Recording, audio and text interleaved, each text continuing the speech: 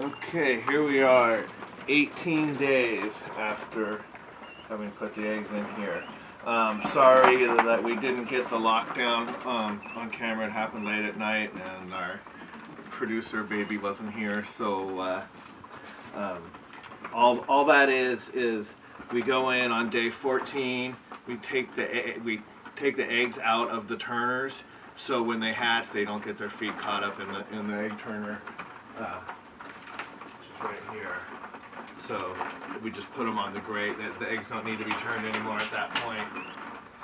And we top off with warm water. We top off the reservoir on the bottom to keep the humidity up, because quail eggs aren't like a chicken egg, where the chicken egg, that inside membrane is very, very thin. On the quail egg, it's thick, and any change in humidity will actually shrink, like it will shrink wrap that baby inside that membrane. So that's why you don't want to open the incubator in the last stages. So these started hatching on Friday, which was day 16, which is the earliest we've ever had. I'm thinking because I stored them a little longer before we put them in. I'm not sure. But so here we are, day 18. I think we have most of them have hatched. There's a lot of them popping around in there. So let's go ahead and take a look.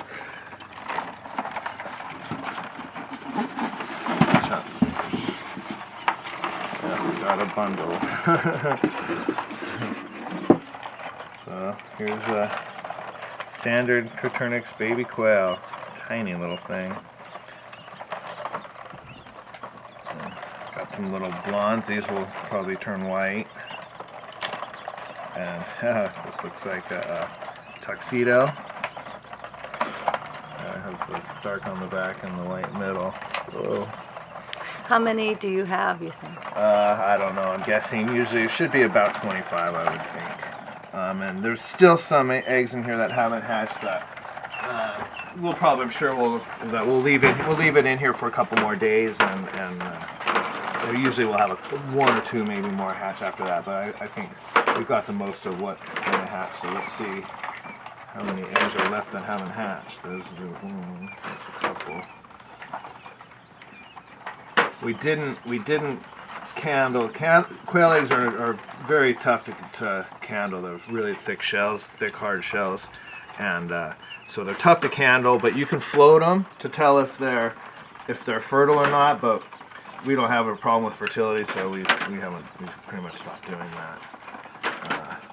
But your average, it seems like from what I've seen on the internet, is about 70% hatching is average, and it's like we got.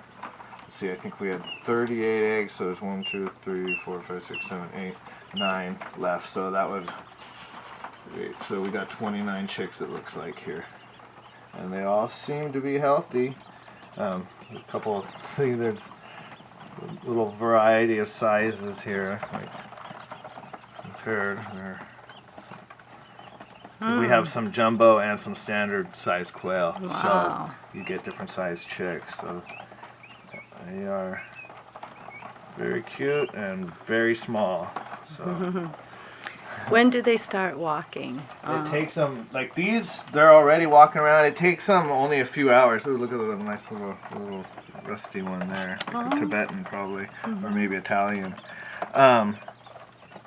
They start walking within a couple hours, and after then within the first, they're real squirrely like this guy. The first day or so, but within a day they're walking pretty good. Like, see, these guys, they started hatching Friday, some of them the first few, and through last night. I haven't seen any hatch this morning. So that guy was probably one of the last ones to hatch last night. So he's probably 12 hours old or so. And see, and he might have the spreado leg. You get some that have those feet that just won't cooperate. That's there's usually 1 or 2 of those per batch. We've tried making little braces for them to keep their legs together. Sometimes you can help them. Sometimes they can cure themselves just by getting a little stronger. But most often that's a feeder. And they grow very quickly. Snickers, be good. This one's cute. This one's very white. Let me see. they grow very quickly. They'll start getting their feathers in like 2 to 3 weeks, and within 4 to 5 weeks they're about full grown. 6 to 8 weeks they're mature and can reproduce and start laying eggs. And so, like, we put them just in a bin here with very shallow water at first, and we put marbles in there because they can drown in the tiniest amount of water, and in any kind of, we've had them burrow into a normal food container and suffocate in there. So the first few days to a week we just a real small water dish and a real small food container, but within 2 weeks they're tall enough to feed out of these waters and feeders in about 2 weeks. And so we just have a screen top we'll put on this with a heat lamp.